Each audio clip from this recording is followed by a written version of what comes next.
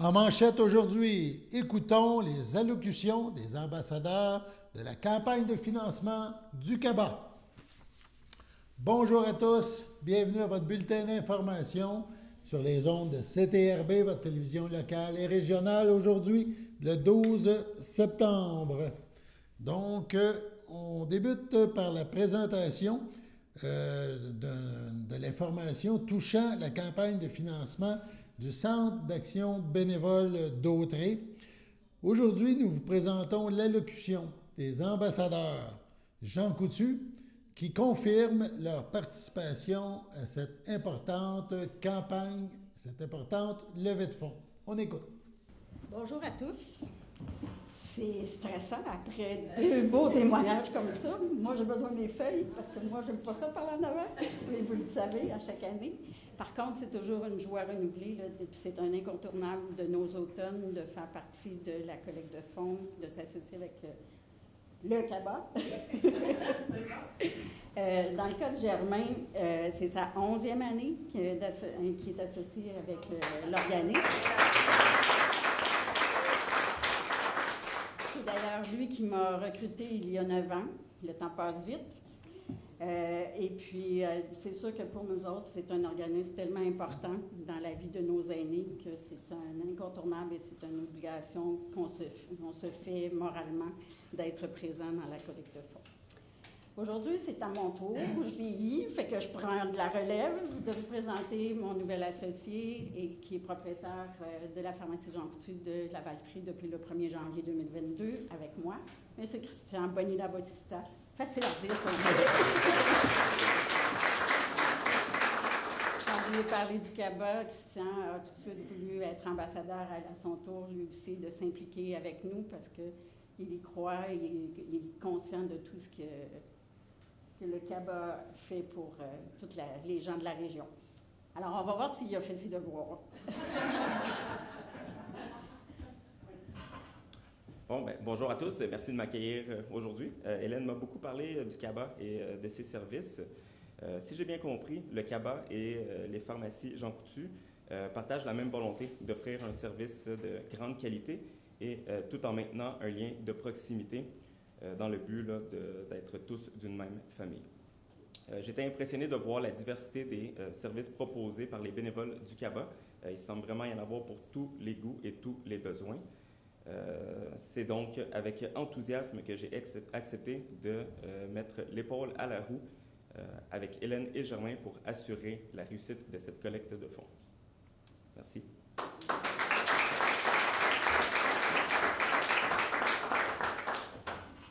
J'ai ça, les chevalets, j'ai l'impression que je vais me mettre à chanter. Et vous allez tous fuir, donc c'est peut-être pas une bonne idée. Alors, c'est ça, pas tout de suite, on va attendre à la fin. Merci d'être ici ce matin. On est très heureux, Hélène et moi et Christian, d'être en présence encore avec vous. C'est l'automne, c'est le temps des récoltes. On attend des récoltes grâce à vous. Vous le savez, au Jean Coutu, vous donnez $1, on donne $1. Donc, vous donnez 10 $, on donne 10 $. Les besoins sont là, on a besoin de vous. Donc, on donne jusqu'à 5 000 $ par succursale. C'est gratuit, c'est donné. Puis d'habitude, ça rentre au poste. Donc, j'attends que la même chose cette année, les récoltes soient fructueuses parce qu'on a des besoins. Nos équipes sont prêtes. On connaît la générosité des gens d'Autrey. Aidez-nous à épauler ceux qui nous aident, tant des gens d'ici. Merci à tous. Pour faire suite à ces allocutions, on termine cette présentation liée à la campagne de financement du CABA par l'allocution de Pierrot Lapierre, le directeur général du CABA. Bon, merci, Julie. Bonjour à vous tous. Une fois de plus, moi, je me sens encore vraiment privilégié de pouvoir compter sur une aussi belle brochette de partenaires, collaborateurs d'exception. Comme vous avez pu le constater, le CABA est fort bien entouré pour le lancement de notre collecte de fonds. C'est tellement rassurant pour un directeur d'organisme de pouvoir de se sentir aussi épaulé par des partenaires fiables et fidèles. Ça, le mot fidèle, merci d'être là. Vous n'êtes pas sans savoir que depuis quelques années, quelques mois plutôt, l'inflation et l'augmentation des coûts de la vie n'épargnent pas personne. M. Fortier l'a bien souligné. La réussite de notre collecte de fonds est donc d'autant plus importante pour que nous puissions continuer d'offrir un bon nombre de services en conservant surtout les tarifs les plus bas possibles. C'est ce qu'on vise. Donc, je veux souligner les efforts exceptionnels de l'équipe de travail. Je suis très bien entouré. J'ai une équipe exceptionnelle. Quand j'ai la chance de le dire, je le souligne. Donc, l'équipe de travail, les bénévoles qui mettent en place tout ce qu'il faut pour la collecte de fonds,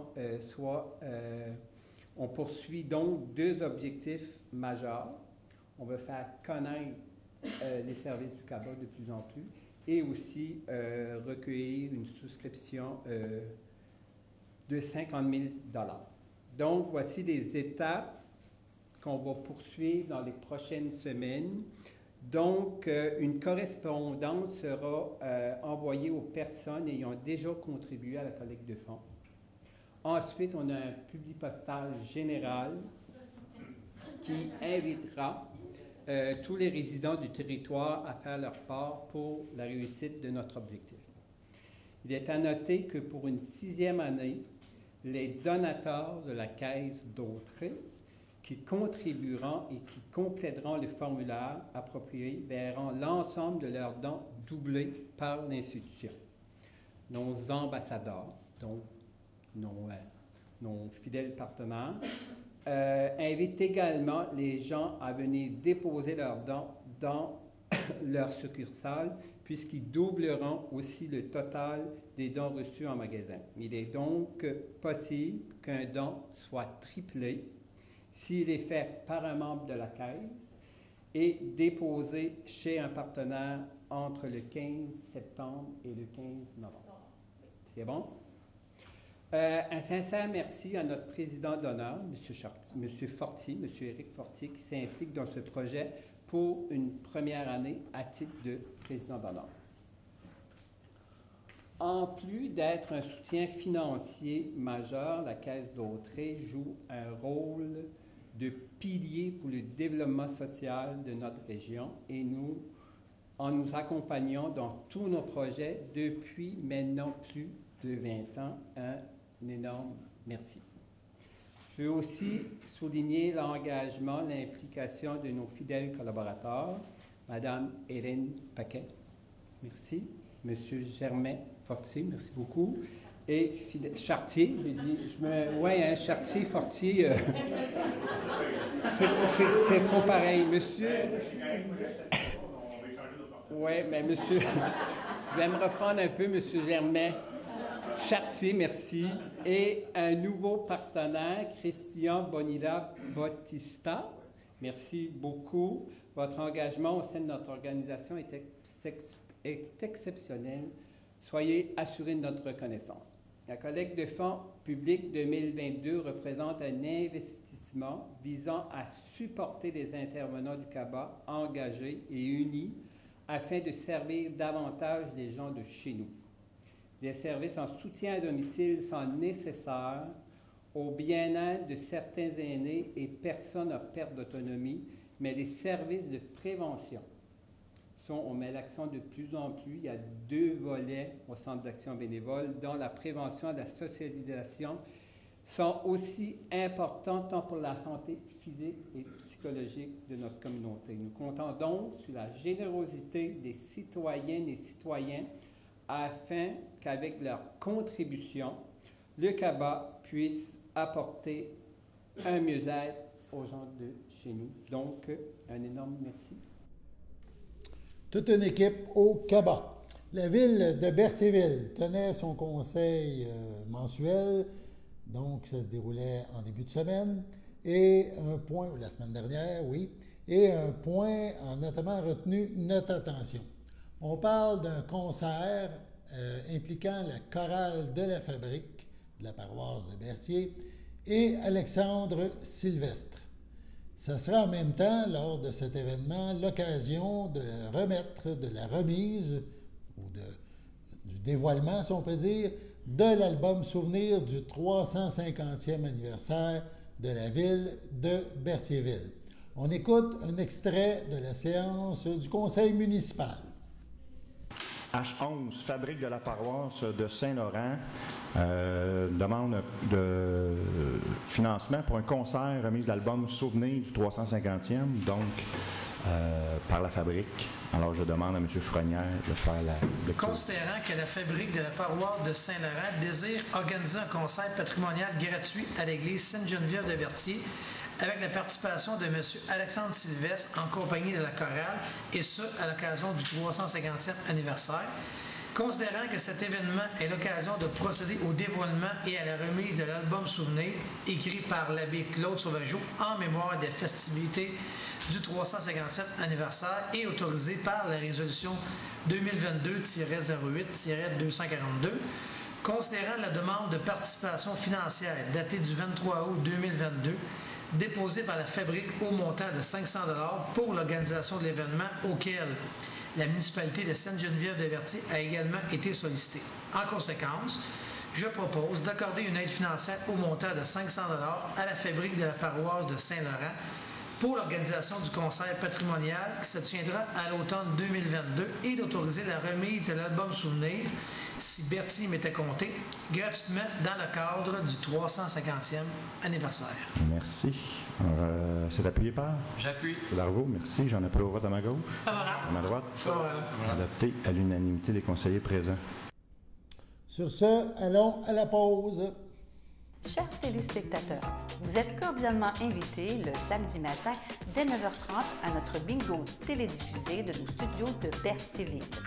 Depuis plusieurs années, nos adeptes de la télévision régionale se sont divisés un montant de 600 $, disponible chaque semaine lors de notre joute de bingo à CTRP. Un amical animateur et ses joyeux compères, dont un technicien et deux bénévoles, partagent tour à tour cette émission dans le but de vous agrémenter durant 60 minutes. Un moment de plaisir qui pourrait s'avérer payant pour vous.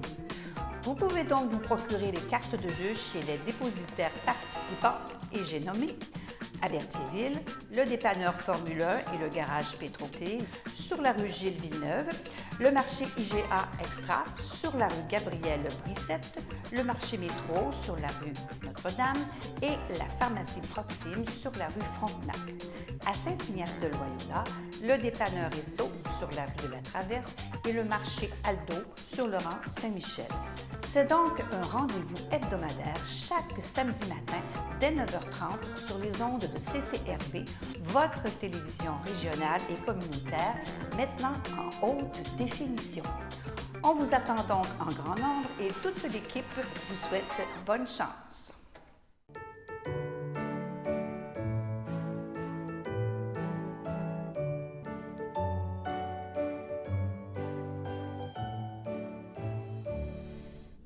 En ce 12 septembre, la FADOC de l'Île-du-Pas désire souhaiter bonne fête à Normand Rivet. C'est votre anniversaire aujourd'hui, 12 septembre. Toute l'équipe de CTRB se joint à moi et vous souhaite un heureux anniversaire. Maintenant, parlons élections.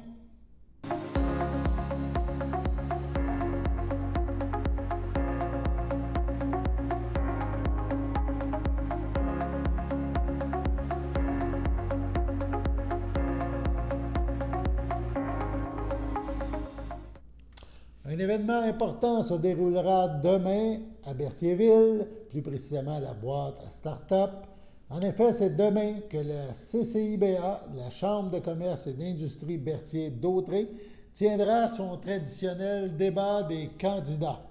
Seront présents à cette occasion Amélie Drainville de Québec solidaire, Caroline Proulx de la CAQ, Benoît Primeau du Parti conservateur du Québec, et Julie Boucher du Parti québécois.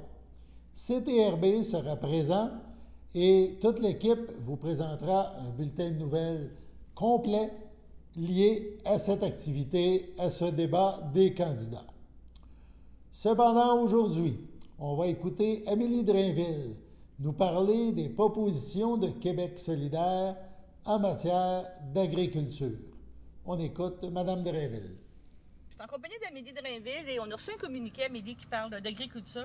Je sais que tu as une très bonne verbe, je te laisse aller sur les propositions de Québec solidaire en agriculture. Oui, bien, en fait, pour moi, comme écologiste, c'est vraiment important puis en fait, comme écologiste, plus que ça, comme jeune étudiante à la maîtrise qui fait sa maîtrise sur les politiques agricoles et agroalimentaires, c'est sûr que les deux sont liés, hein, parce que si je me suis impliquée dans le mouvement écologiste, c'est aussi beaucoup parce que je me suis intéressée à la production de notre nourriture, comment on la fait, puis comment on peut collectivement s'organiser pour que ça devienne plus écologique, plus à échelle humaine comme modèle. Donc c'est fondamental dans ma vision d'avoir un Québec plus écologique, plus vert, que de proposer des alternatives en agriculture. Québec solidaire, on a un beau programme, une belle plateforme électorale en matière d'agriculture. Ça commence avec une proposition qu'on a qui est d'avoir une politique d'achat de 70% d'aliments locaux et 50% d'aliments végétaux dans nos institutions publiques. Je pense que ça a été discuté un peu dans les médias quand même cette semaine. Québec solidaire s'affirme, puis les canons, les boulets rouges des autres partis se sont alignés vers nous. Puis je pense que c'est une bonne nouvelle. Ça veut dire que nos idées, encore une fois, dérangent le statu quo. Puis c'est pour ça qu'on existe. Les partis, présentement, défendent les milliardaires. Les 4 autres partis défendent les milliardaires, puis nous autres, Québec solidaire, on défend le monde ordinaire. Les gens vulnérables, les gens de la classe moyenne, les aînés. Donc, en agriculture, ce que ça veut dire pour nous, l'alimentation végétale, c'est qu'on va aider les agriculteurs, les agricultrices à faire la transition d'une production animale vers une production plus végétale, pas mur à mur, mais présentement, il faut savoir qu'on produit 4 fois plus de porc au Québec qu'on en consomme. Pour nous, c'est pas acceptable. La production de porc, c'est une des moins écologiques au monde. Ça nous prend des hectares et des hectares de terres agricoles pour exploiter, pour faire pousser le grain qui va nourrir ces porcs-là, le maïs, le soya qu'on fait pousser en monoculture. Ce modèle-là, je pense que c'est un modèle qui est appelé à être changé, puis que nous, à Québec solidaire, ce qu'on propose, c'est de soutenir les agricultrices et les agriculteurs qui nous nourrissent, qui travaillent fort. Donc, on va les aider financièrement, on va les aider techniquement aussi avec des agronomes pour faire une transition vers des pratiques plus écologiques, pour découvrir des nouvelles cultures de protéines végétales qui se cultivent au Québec. Donc, c'est ça, nous, à Québec solidaire, ce qu'on veut dire aux agricultrices et aux agriculteurs, c'est merci de nous nourrir, merci de travailler fort, puis c'est pas de votre faute si il y a des pratiques qui sont arrivées dans les années 70 avec la Révolution verte où on vous a montré des façons d'optimiser vos rendements. Tout ça était dans l'air du temps. Maintenant, on propose quand même de changer d'air, mais de vous accompagner dans cette transition-là parce que c'est nécessaire pour la santé de notre monde, pour la santé de notre environnement. Mais vous ne serez pas tout seul là-dedans. Je te dirais, il y a aussi l'aspect proximité là, des produits et arrêter peut-être d'exporter. Je vais te donner ça dans un sens parce qu'il y a beaucoup de production, tu viens de me parler du porc, mais il y a beaucoup de production maraîchère et tout ça que les produits sont envoyés à l'extérieur alors qu'on pourrait garder toutes ces productions-là. On parle de pêcherie aussi, là. Tout ce qui est poisson et tout est envoyé à l'extérieur. Donc, réhabiliter ces espèces-là, le poisson, donner le goût aux Québécois de manger local et vraiment forcer dans les commerces à dire que c'est vraiment local. C'est pas juste parce que ça vient de distributeurs locaux, ça vient vraiment d'un produit local. Exactement. Nous, à Québec solidaire, concernant les pêcheries, on a une proposition dans notre plateforme qui est justement de mettre en commun les ressources des pêcheurs pour faire une distribution locale de leurs produits. Donc, ça va être au cœur de notre plateforme. Puis les gens, nos candidats, nos candidates en Gaspésie, entre autres, vont nécessairement en parler beaucoup. Puis sinon, ben c'est ça. Nous, notre objectif, c'est de viser une souveraineté puis une autonomie alimentaire.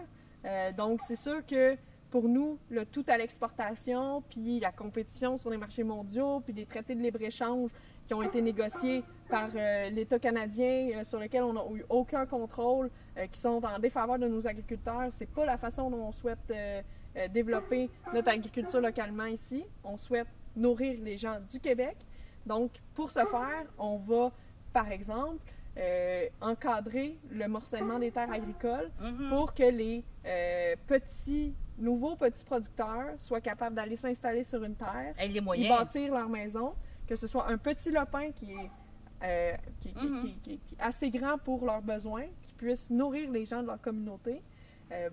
Puis au niveau des productrices et des producteurs à plus grande échelle, bien, ça va être de justement leur fournir des techniques d'agroforesterie, d'agroécologie pour qu'on transforme le modèle puis qu'on le rende plus écologique puis plus à échelle humaine. Donc, on vient justement de repasser des vélos. Donc, c'est vraiment des belles propositions que tu nous fais, Amélie, puis on va sûrement en débattre dans les prochains jours. Bien, merci, Daniel. Merci. Allons maintenant, allons à la pause.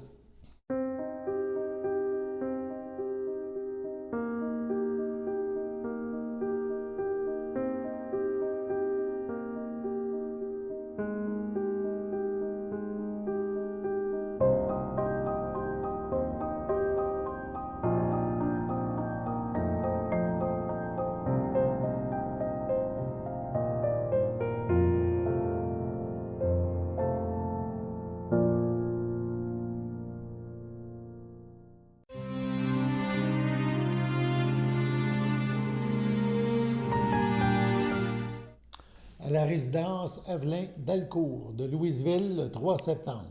À l'âge de 88 ans est décédée Mme Marcelle Laurendeau, épouse de feu Roland Brûlé, autrefois de Saint-Barthélemy. Elle laisse dans le deuil ses enfants, Jean-Pierre Brûlé, Guylaine Majot, Céline Brûlé, Rosaire Demers, Guylaine Brûlé.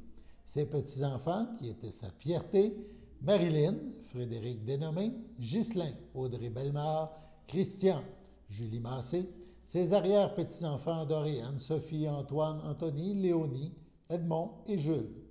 Ses belles-sœurs et ses beaux-frères, Marie-Berthe Brûlé, feu Maurice Dubé, Monique Brûlé, feu Léo Fafard, Claire Massé, feu Maurice Brûlé, André Brûlé, feu Rita Trahan, Bernard Grandchamp, feu Irène Brûlé, ainsi que plusieurs neveux, nièces, autres parents et amis.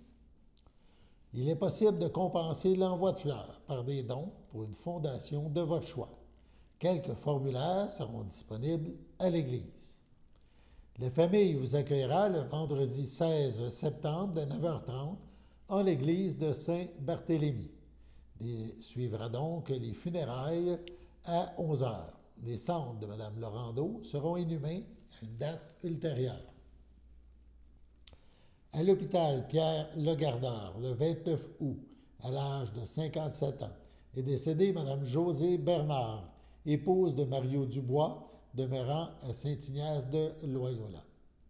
Elle laisse dans le deuil, outre son époux, ses enfants, Claudia, François, Charles, Samuel, Fanny, Alice, Mike et Kevin. Ses petits-enfants, Ryan, Mason, Mathéo et Léa Rose.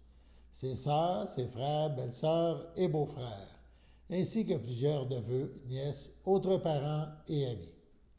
La famille vous accueillera samedi, le 17 septembre, dès 13h. Ça se déroulera au complexe funéraire F. Thériault, situé au 741 rue Notre-Dame à Berthierville. Suivra un hommage au salon à 15h. Madame Josée Bernard sera inhumée au cimetière de Saint-Alphonse de Caplan à une date ultérieure. Sur ce, passons à la météo.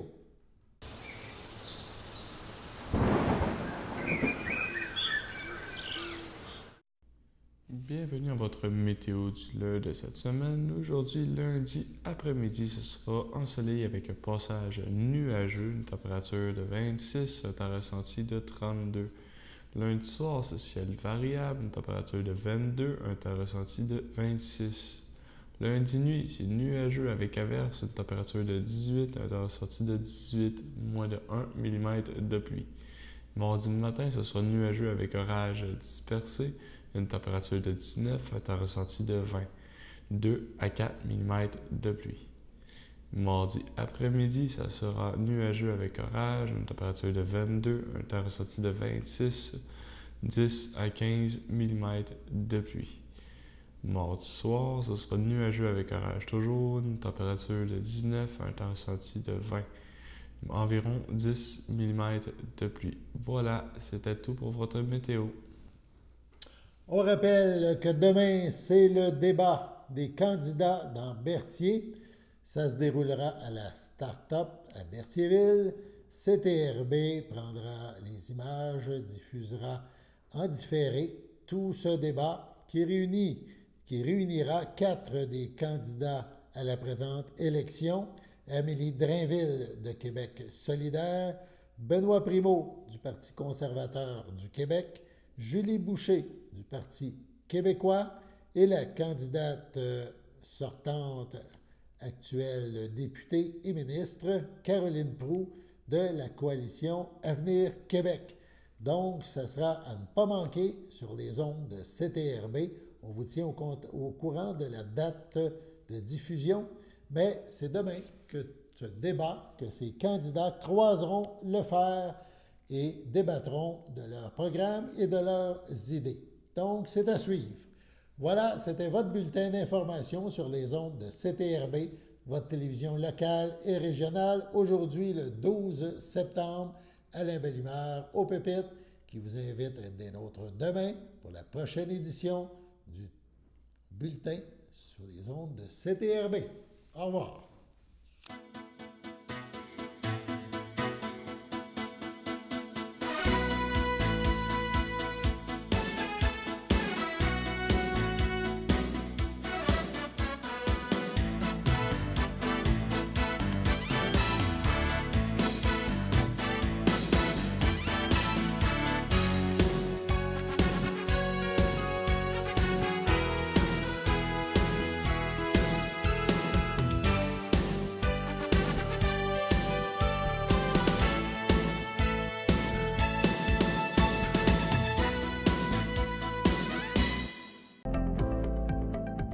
Les télévisions communautaires autonomes du Québec, ce sont les télévisions les plus importantes parce qu'elles sont proches de la communauté. On veut encourager des gens qui parlent de ce qui nous intéresse, mais aussi qui participent au développement local. Mais c'est fini le temps là, où on allait lire une affaire qui a été écrite avant hier au bout du monde. Non! Tu veux savoir ce qui se passe chez vous? Bien, ma télé préférée, c'est la télé autonome communautaire. C'est ici que ça se passe.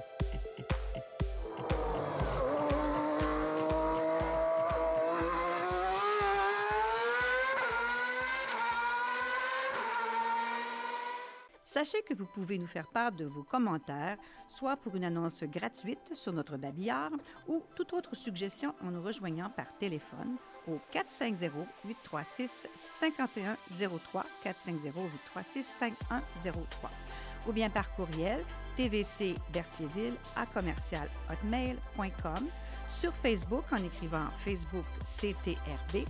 Et surtout, n'hésitez pas à visiter notre chaîne YouTube afin d'y retrouver une grande partie de notre programmation sur YouTube CTRB. Les émissions sont classées par catégorie, vous permettant de chercher moins longtemps. Vous pouvez aussi cliquer sur le rectangle rouge « S'abonner » pour être à l'affût des dernières émissions enregistrées.